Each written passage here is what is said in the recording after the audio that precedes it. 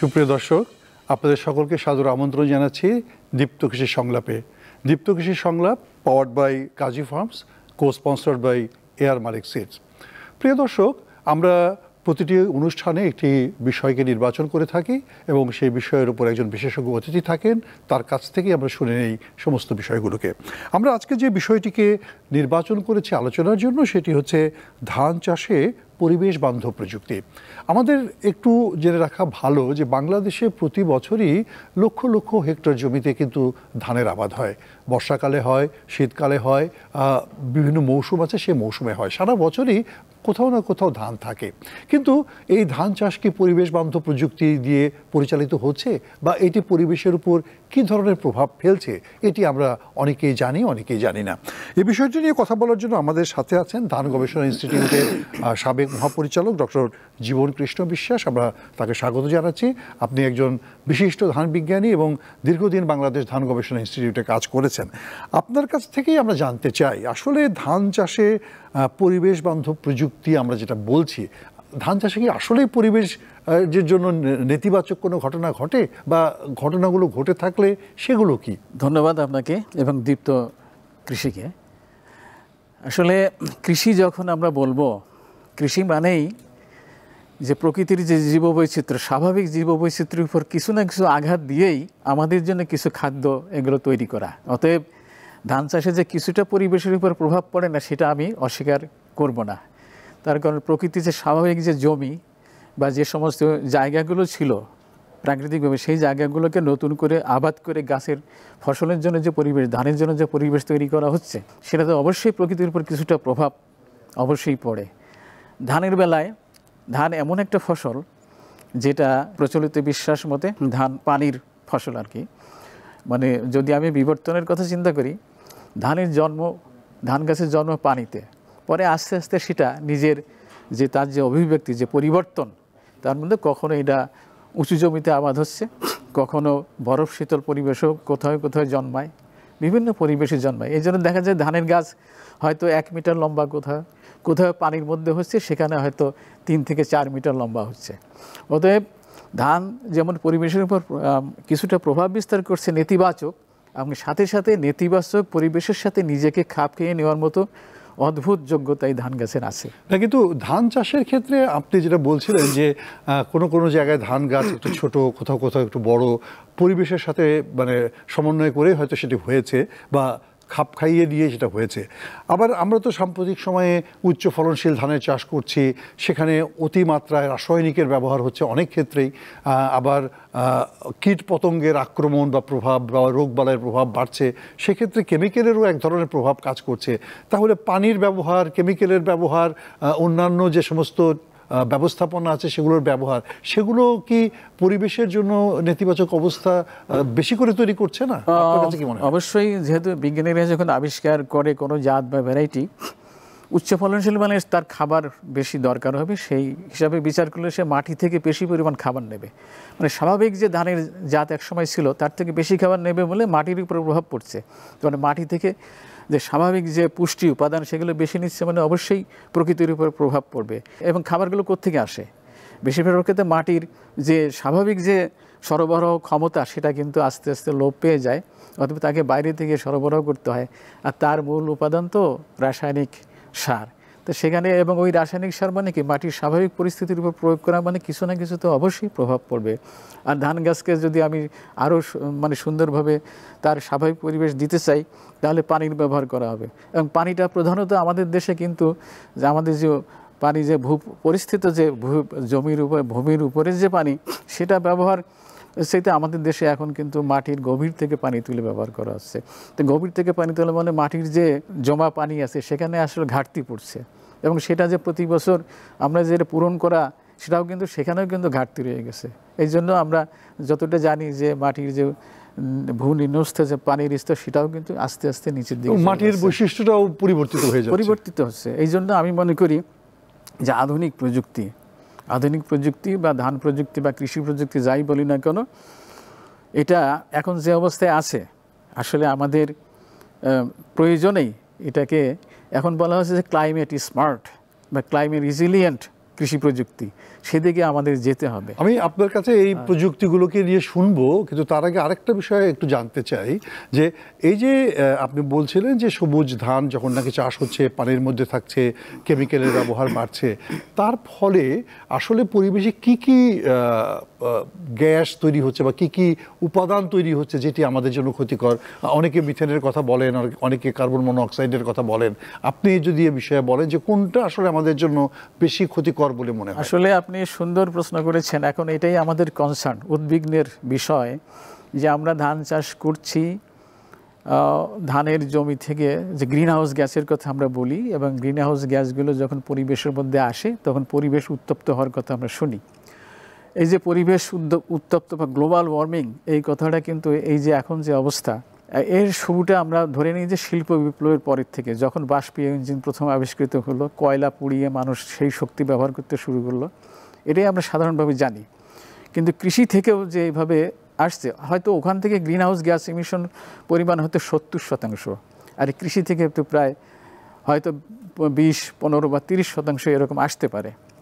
তো আমি মনে করি আধুনিক কৃষি, যেমন ধানের বেলায় আমরা ধরে নেই যে ধানের জমিতে পানি তো অবশ্যই দিতে হয়, এবং পানি যদি দেই তাহলে ধানের জমিতে একটা অবাধ পরিবেশ তৈরি হয়, অ্যানারোবিক সিচুয়েশন, যেখানে অক্সিজেনের পরিমাণ কমে যায়, এবং যার ফলে আপনার পানির মধ্যে, মাটিতে, ধানের জমিতে মিথেন তৈরি হয়। আমরা জানি যে জলা জমিতে মিথেন, এটা আমাদের সৃষ্টির আদিকাল থেকেই আমাদের এই পরিবেশ, কিন্তু সেটা শুধুমাত্র তাহলে ধানের জমি না, ধানের জমি না, যে কোনো জলা পরিবেশে কিন্তু মিথেন তৈরি হয়। আমরা গ্রামে জানি যে সন্ধ্যাবেলা, রাতের বেলা দেখা যায় যে আলেয়া দেখা যায়, যে হঠাৎ করে জমি থেকে, কোনো জলা জমি থেকে হঠাৎ করে আলো উঠে আসলো, ভৌতিক আলো যেটাকে আমরা বলি, এটা আসলে মিথেন।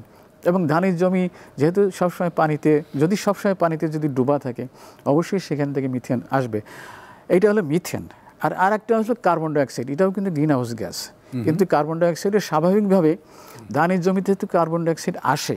আমরা জানি যে প্রায় প্রতি একটা হিসাব আছে যে 1 কেজি ধান উৎপাদন করতে প্রায় 666 কেজি কার্বন ডাইঅক্সাইডের সে উদ্গীরণ করে, হ্যাঁ, আর অ্যাবজর্ব করে ওরা 2200 কেজির মধ্যে কার্বন ডাইঅক্সাইড করে। তো সে কিন্তু কার্বন ডাইঅক্সাইড নিচ্ছে এবং দিচ্ছে, এবং দিচ্ছে মানে কি, সে মাটিতে অ্যাবজর্ব করতেছে বেশি।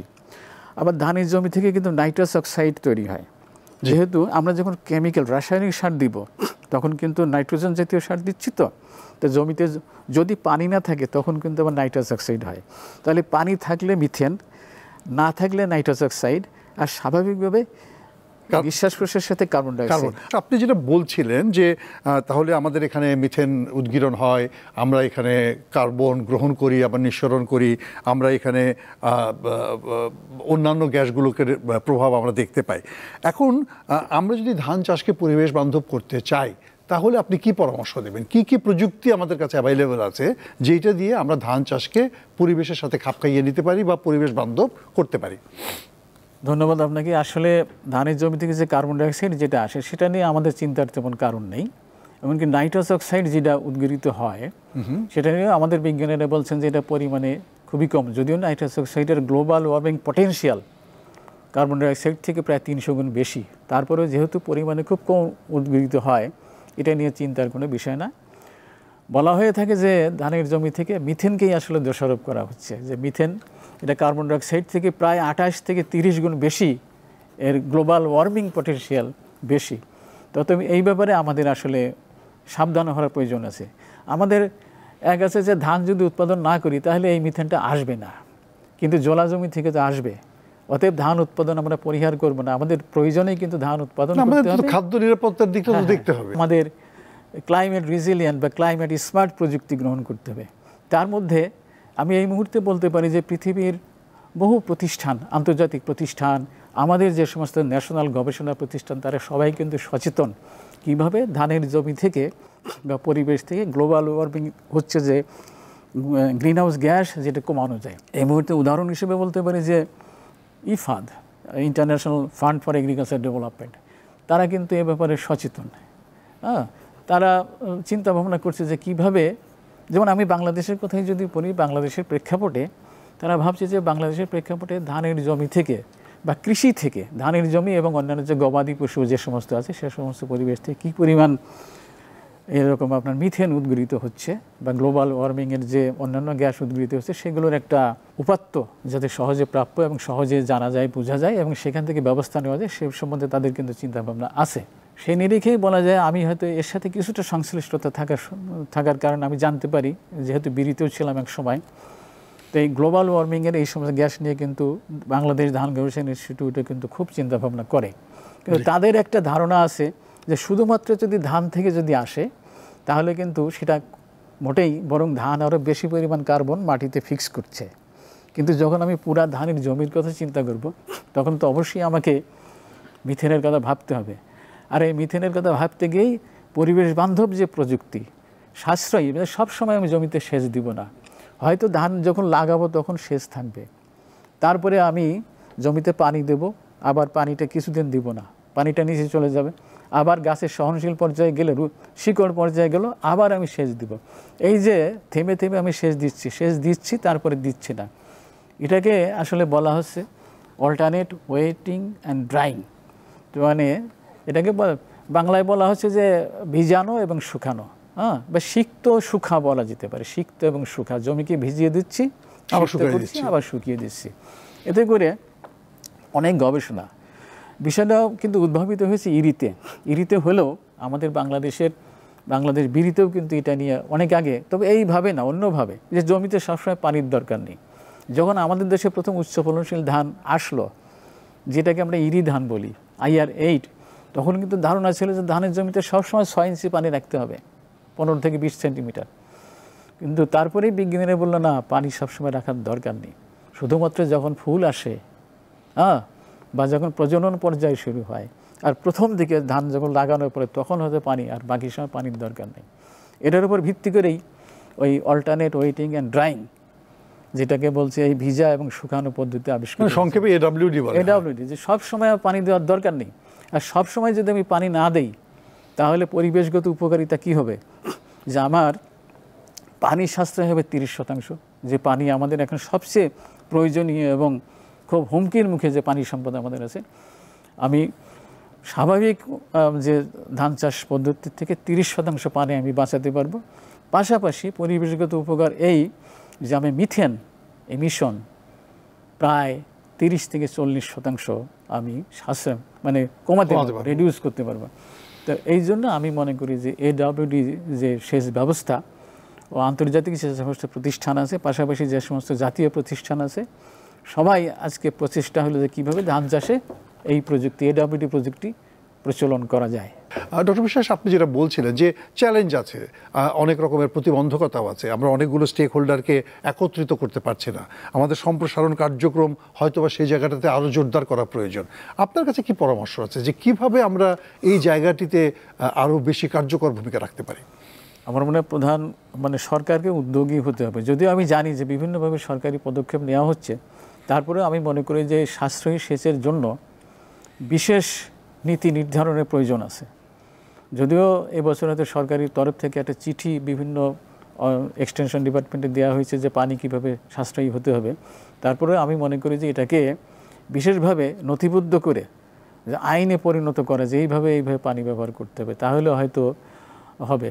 তাছাড়া আরও কিছু বিকল্প ব্যবস্থার বিষয় আছে। যদি আমি পানি সাশ্রয় ছাড়াও আমি যদি গ্রিন হাউস গ্যাস এমিশনের কথাই চিন্তা করি, তাহলে কিন্তু এই পানি সাশ্রয়ী ব্যবহার ছাড়াও আরও যেটা করা যেতে পারে, আমি যদি পানি ছাড়া ধান চাষের ব্যবস্থা করতে পারি, যেমন আমরা আগের দিনে করা হতো না, বনি দেওয়া, আউশ ধান বুনে দেওয়া হতো। আমরা যদি আউশ ধানের ভালো জাত উদ্ভাবন করতে পারি, যেটা আমি বুনে দেবো, এই যে বৈশাখ মাস আসতেছে, বৈশাখ মাসে বৃষ্টি হবে, বৃষ্টির পরে আমি ধান বুনে দেবো, আউশ ধান আগে যেভাবে করা হতো, তাহলে কিন্তু আমার পানির ব্যবহার কমে যাবে। অথবা এমনও যদি হয় যে পানি কিছু দিলাম কিন্তু আমি আউশ ধানের মতো ধান বুনে দিলাম, উচ্চ ফলনশীল আউশ ধান, এবং পরবর্তীতে এতটা পানির দরকার হলো না, এমন ধান অবশ্য আজকাল উদ্ভাবিত হওয়ার পথে আছে। অ্যারোবিক রাইস, যে পানিতেও হবে, পানি কম দিলেও হবে, পানি বেশি হলেও হয়তো হবে। এখনও হয়তো অতটা ভালো জাত আসেনি, কিন্তু ভবিষ্যতে আমরা আশা করছি যে এরকম জাত যদি আসে তাহলে পানির ব্যবহার, গবেষণা কার্যক্রমকেও জোরদার, গবেষণা কার্যক্রমকে অবশ্যই জোরদার করতে হবে। আর একটা ব্যাপার হলো যে ওই নাইট্রাস অক্সাইড যেটা বলছে, সেটাও তো গ্রিন হাউস গ্যাসের একটা উপাদান। ওটা যদি ওই সারটা, ইউরিয়া সারটাকে যদি আমি মাটির গভীরে দিতে পারি, তাহলে কিন্তু নাইট্রাস অক্সাইডের উদ্গীরণটা, মানে আমরা গুটি ইউরিয়ার কথা যেটা বলছিলাম, হ্যাঁ গুটি ইউরিয়া আছে, কিন্তু গুটি ইউরিয়ার তো ততটা জনপ্রিয় করা যায়নি। জি, তো আমার কাছে মনে হয় যে এই ফিল্ড ইউরিয়া, যেটা সাধারণ যে ইউরিয়া আছে, ধান গবেষণা থেকে একটা মেশিন ওরা উদ্ভাবন করেছে, যন্ত্র, যেটা দিয়ে একই সাথে হয়তো ওই মাটির গভীরে দেওয়া যাবে, ইউরিয়া সার দেওয়া যাবে। এবং ক্ষেত্র বিশেষে অনেক সময় ট্রান্সপ্লান্ট লাগানো, রোপণ করা এবং সার মাটির গভীরে দেওয়া যেতে পারে। এগুলো যদি আসলে জনপ্রিয় করা যায়, ভবিষ্যতে আমরা অনেকটাই বিজ্ঞান নির্ভর চাষাবাদে যেতে হবে আমাদের। হ্যাঁ, আমরা যেটাকে বলি ক্লাইমেট স্মার্ট প্রযুক্তি আমাদের আসলে প্রয়োজন আছে। এমনি আপনি কি এই যে পানির দাম নিয়ে যে কথাটি আছে, মানে আমরা যদি এভাবে বলি যে আমাদের ছোট ফার্মার যারা, কৃষক যারা, তারা তো অনেকটা ওই আপনি মানে কলের মালিকের উপরে নির্ভর করেন, সেচ যন্ত্রের মালিকের উপর নির্ভর করেন, তাদের জন্য আসলে সাশ্রয়ী প্রযুক্তিটা কি হতে পারে? কারণ সে তো তাকে পানির উপর মানে অন্যের উপর ভরসা করতে হয়, তিনি যা নির্ধারণ করেন দাম সেটাই তাকে দিতে হয়। এগুলো কি সরকারের তরফ থেকে কোনো কিছু দেখার বিষয় আছে কিনা? কারণ আমি কয়েকদিন আগে দেখলাম পত্রিকাতে আমাদের পরিবেশ মন্ত্রণালয় থেকে বলা হচ্ছে যে ভূগর্ভের পানি ব্যবহারের জন্য এরপর তারা কোনো খরচ বা কোনো রকমের রয়্যালটি ধার্য করবেন কিনা সেটা তারা ভাবছেন। মানে আসলে বিষয়টাকে একটু নীতি নির্ধারণী মহলে এই ভাবনাগুলো কিভাবে ভাবছে, বা আপনার কাছে কি মনে হয়? আমি তো মনে করি ভূগর্ভস্থ পানির জন্য আমাদের মঙ্গলের কথা, সবার মঙ্গলের কথা চিন্তা করে রয়্যালিটি ধরা উচিত। তাহলে কৃষকের মনে, সবার মনে আসবে যে এই যে পানি ব্যবহার করছি, এটা অবশ্যই এর একটা মূল্য আছে, সেভাবে চিন্তা ভাবনা করতে হবে। যেটা হলো যে কৃষকরা সবাই মিলে তাদের মধ্যে একটা কোঅপারেটিভ অ্যাপ্রোচ থাকতে হবে, তাদের যে ইরিগেশন স্ট্রাকচার এটাও সুন্দর হতে হবে, যাতে করে পানির অপচয়টা কমানো যায়। আর সরকারের আরেকটা ব্যবস্থা আছে যে মিটার সিস্টেম করা, অটোমেটিক মিটার, সেটাও একটা ব্যবস্থা, কিন্তু সেখানেও যাতে তদারকি। সবচেয়ে বড় কথা হলো যে আমি প্রোগ্রাম দিলাম, এক্সটেনশন ডিপার্টমেন্ট থেকেই হোক, যেখান থেকেই হোক, সরকারি বা বেসরকারি, সেখানে এমআরভি, মনিটরিং, রিপোর্টিং, তারপরে ভেরিফিকেশন, এই জিনিসগুলো সবসময় হওয়া উচিত। স্বচ্ছ পদ্ধতি থাকতে হবে কৃষকের, এবং কৃষক এবং পানির পাম্প যারা দেন তাদের মধ্যে একটা ভালো বোঝাপড়া থাকতে হবে। আর কিছু কিছু ব্যাপার হলো যে অনেক ক্ষেত্রে প্রোগ্রাম সাকসেসফুল না হওয়ার আরেকটা কারণ আছে, যে আমি যদি যেখানে সেখানেই যদি এই এডব্লিউডি চালু করতে চাই, তো সব জায়গাতে একরকম হবে না, সব জায়গার মাটি বেলে মাটি চর এরিয়াতে গেলাম, হবে না। আমাকে সেটাও ভাবতে হবে যে ভূ প্রকৃতি কেমন, সেটা কি পানি ধরে রাখার মতো উপযুক্ত পরিবেশ কিনা। এ সমস্ত যদি না হয়, তাহলে যদি ফেল বেড়ে যায়, তাহলে কিন্তু কৃষকরা হতাশ হয়ে পড়বে। এই জন্য সব কিছু বিচার বিবেচনা করে, মানে আগে থেকেই পরিকল্পনা করতে হবে যে কোথায় কোথায় এই প্রযুক্তি ভালো কাজ করবে। আমি আপনার কাছে সর্বশেষ যে জিনিসটা জানতে চাই, আমাদের অনেকগুলো স্টেক হোল্ডার আছে, অনেক মানুষ আছেন জড়িত। কৃষক একটা বড় স্টেক হোল্ডার, যারা এটা মূলত ব্যবহার করেন। আমাদের কৃষি যন্ত্রপাতি যারা ব্যবহার করেন, সেচ যন্ত্র যারা ব্যবহার করেন, তারা একটা পক্ষ আছে। আমাদের কৃষি সম্প্রসারণ অধিদপ্তর, তারা একটা পক্ষ আছে। আমাদের সরকারি বেসরকারি বিভিন্ন সংস্থা আছে, তারা একটা পক্ষ আছে। বিশেষ করে ইরির কথা বলি, ব্রির কথা বলি, আমি বলি তাহলে সবার মিলিত কি একটা উদ্যোগ নিয়ে একটা আন্দোলনের মতো করা উচিত না? মানে আপনি কি বলবেন, খুব সংক্ষেপে যদি বলেন? অবশ্যই এটা আন্দোলন, সেখানে কিন্তু ভূমিকা কার জানেন? মিডিয়া। জি, আজকে এই যে অনুষ্ঠান হচ্ছে, আমি মনে করি এই ধরনের অনুষ্ঠান ব্যাপকভাবে হওয়া উচিত, কৃষকরা এতে উপকৃত হবে। জি, আসলে অনেক বিষয়ই আলোচনার থাকে, কিন্তু সব আলোচনা তো একদিনে শেষ করা যায় না। আমরা নিশ্চয়ই এটা নিয়ে পরবর্তীতে আরও আলোচনা করব। আপনাকে অসংখ্য ধন্যবাদ আমাদের সাথে থাকার জন্য। প্রিয় দর্শক, আমরা আজকে অনেকগুলো গুরুত্বপূর্ণ বিষয় নিয়ে কথা বলেছি। ধান চাষে পরিবেশ বান্ধব প্রযুক্তি, সেক্ষেত্রে চ্যালেঞ্জগুলো কোথায় আছে, কি কি করণীয় আছে, এবং কি কিভাবে আমরা এগুলোকে সমাধানের দিকে যেতে পারি, সেগুলো নিয়ে আমরা আলোচনা করেছি। নিশ্চয়ই আগামীতেও এই সমস্ত বিষয়গুলো নিয়ে আরও আলোচনা হবে। আপনারা নিশ্চয়ই আমাদের সাথে থাকবেন। আমরা Deepto Krishi Songlap, powered by Kazi Farms, co sponsored by এয়ার মালিক সিডস, আমরা সবসময় এই নতুন নতুন বিষয় নিয়ে আপনাদের সাথে কথা বলি, আপনাদের সামনে হাজির হই। আপনাদের মতামত থাকলেও কিন্তু আপনারা আমাদেরকে বলতে পারেন, কোনো বিষয় নিয়ে যদি আলোচনার প্রয়োজন হয়ে থাকে। আমরা সবসময় চাইব দর্শকের প্রয়োজন অনুযায়ী এবং দেশের প্রয়োজন অনুযায়ী বিভিন্ন বিষয় নিয়ে আলোচনা করতে। আজ এ পর্যন্তই। সকলকে ধন্যবাদ এবং শুভেচ্ছা জানিয়ে শেষ করছি আমাদের আজকের এই অনুষ্ঠান।